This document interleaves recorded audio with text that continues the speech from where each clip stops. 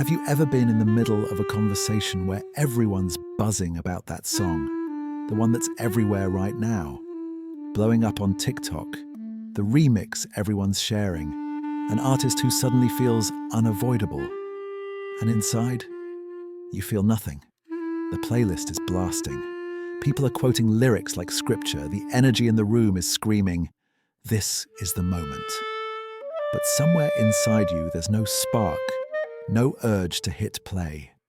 Just this quiet realization that whatever's happening is happening for other people. It's a strange feeling because you're not disconnected from music. You know what's trending. You recognize the hook if you've heard it once or twice. You can nod along if you need to. But emotionally, it doesn't stick. It's like scrolling a feed in a language you recognize, but don't dream in. That moment usually comes with a flicker of self-doubt.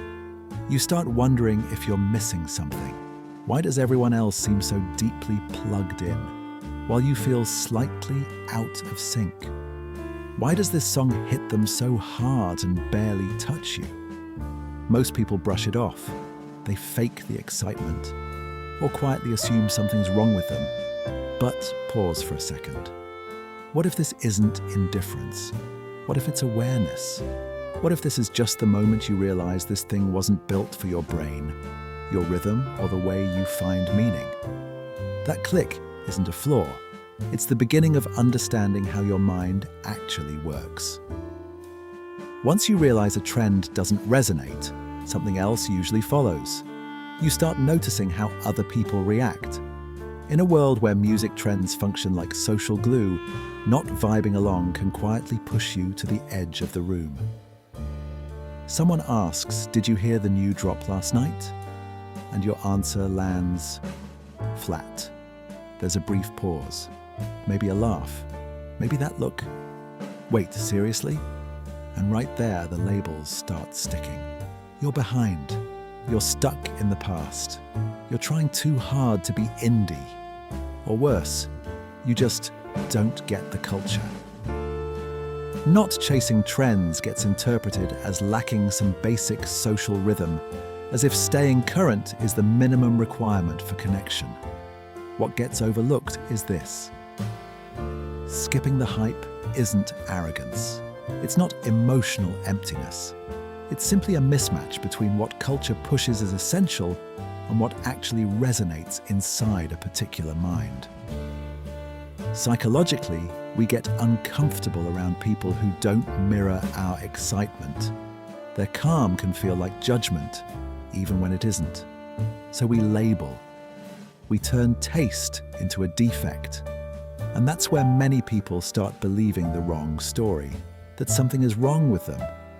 But nothing is broken. They're not avoiding connection. They're just not synced here. Understanding that difference changes everything.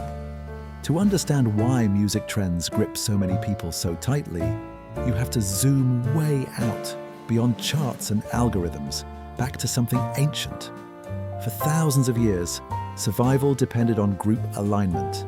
Your tribe was your shield. Belonging meant safety. Being out of sync meant risk. The human brain evolved to crave that alignment. Modern music trends tap directly into that old wiring. They're essentially polished, comfortable versions of us versus them. Your favorite artist versus the haters. Your playlist versus the mainstream.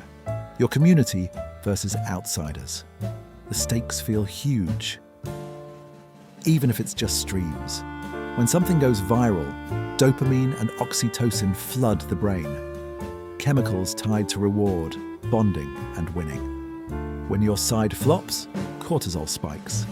Studies show fans experience real hormonal shifts from concerts and chart wins, mirroring the same biological responses our ancestors had after a successful group hunt. This isn't metaphor, it's biology.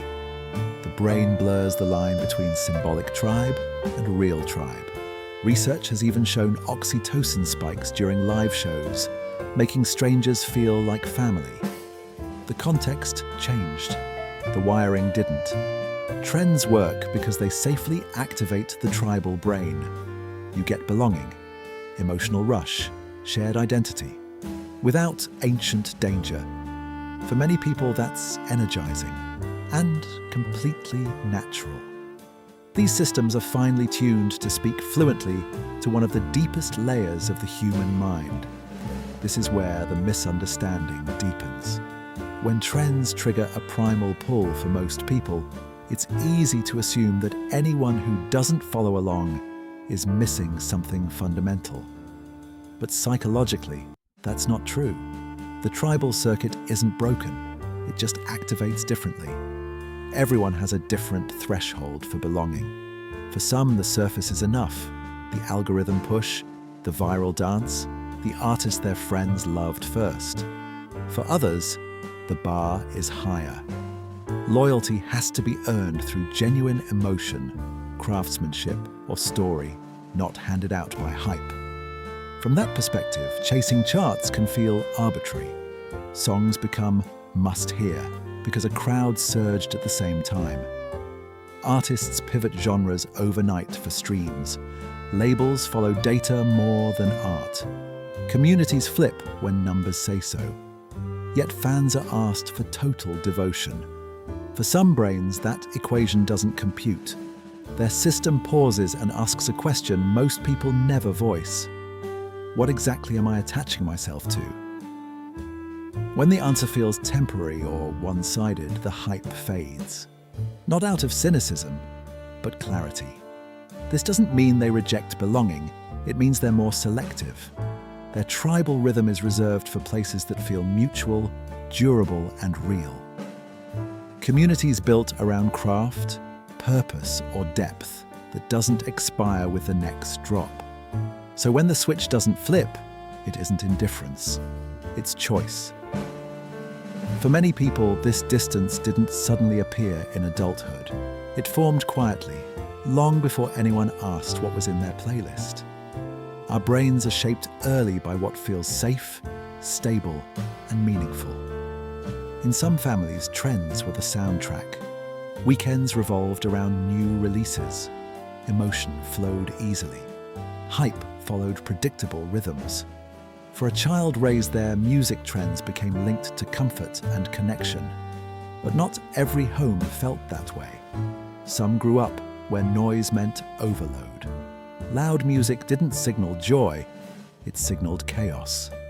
Crowds drained energy instead of fueling it. In those environments, the brain learned to turn the volume down, not chase collective highs. Intensity didn't excite, it exhausted. Other homes built connection around depth instead of drops. Attention came through stories, solo moments, quiet sharing. Meaning lived in layers, not loops. Over time, the brain adapted. It linked safety with focus, with solitude, with diving deep instead of skimming the surface. This isn't avoidance, it's regulation. The brain is doing exactly what it learned to do. There's another layer too. Some children learn early that investing emotionally in things they can't control is risky. When disappointment isn't softened, the brain becomes cautious about attachment. Riding someone else's wave may never feel worth it if your system prefers its own rhythm. So by adulthood, the vibe is locked in. Not from defect, but from maturity. Choosing depth over drops, creation over consumption, is often the quiet signature of a mind that learned how to stay steady. Another overlooked reason some people never chase trends has nothing to do with emotion. It's bandwidth. Your brain only has so much mental space for tracking, remembering, following, revisiting. Being a true trend chaser isn't passive. It requires keeping up with releases, backstories, remixes, rankings, drama, long arcs across seasons. That's not just listening, that's maintaining a mental archive. For many people, that archive is already full. Some brains invest attention early into systems instead of spins. They study structure, harmony, how sound shapes experience, how taste evolves. Others pour into mastery, producing, mixing, unpacking what most people skim past. Their attention isn't scattered, it's sharpened. From that angle, skipping trends isn't quitting, it's prior commitment. The seat of passion is already occupied. Somewhere along the way, often unconsciously, a calculation happens. Hours chasing charts versus hours building skill. Energy tied to fleeting hits versus energy placed where returns compound. Neither path is morally superior. They're just different currents.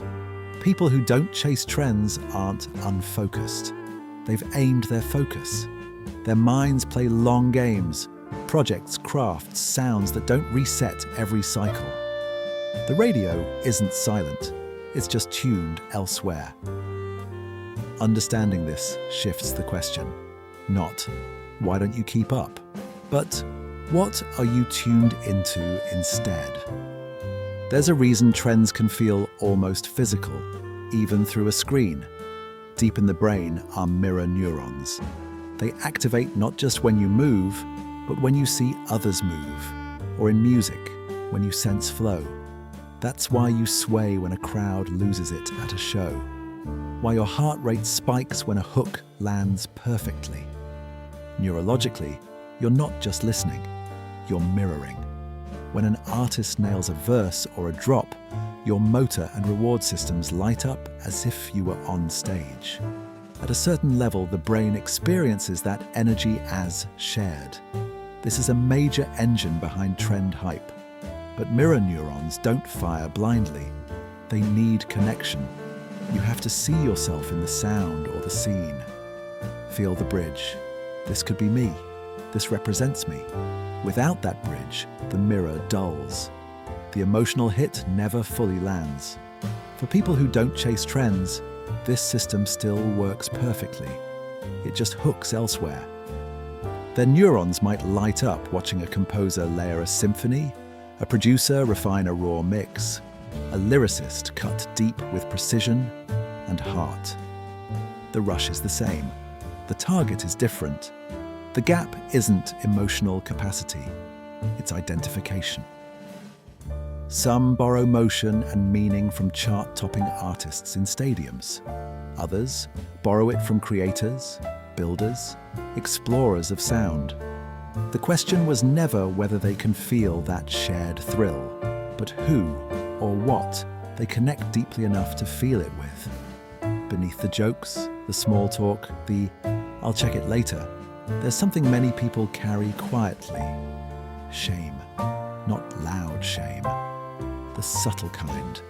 The kind that creeps in when you're asked again if you heard the new release, and you know your honest answer will widen the gap. So you soften it. You dodge.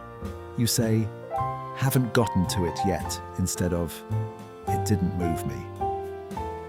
Over time, those moments stack up. You start feeling slightly off-key with the group, always half a beat behind whatever lights everyone else up. And because we're wired for belonging, your brain starts searching for the flaw. Why don't I get it? Why is it so easy for them? In a culture where keeping up is treated like proof of normalcy, standing outside can feel like failure. Skipping gets mistaken for judgment. Silence gets mistaken for emptiness. And slowly, people internalize the idea that they're missing something. But shame feeds on mislabeling.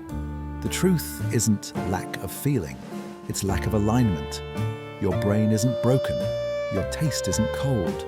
It just isn't designed to hype on command for mass waves. Shame comes from measuring internal truth against external expectation. Once that line becomes clear, the weight lifts. You're not failing to participate. You're playing a different game. And there's nothing defective about a system that refuses to fake excitement just to belong. Let's be clear. There's nothing wrong with trends pulling people out of daily loops. For many, a new drop is a sanctioned escape. Stress fades, anxiety quiets, attention narrows to beats and bars. Time bends. Psychologically, that's flow, a cousin of meditation.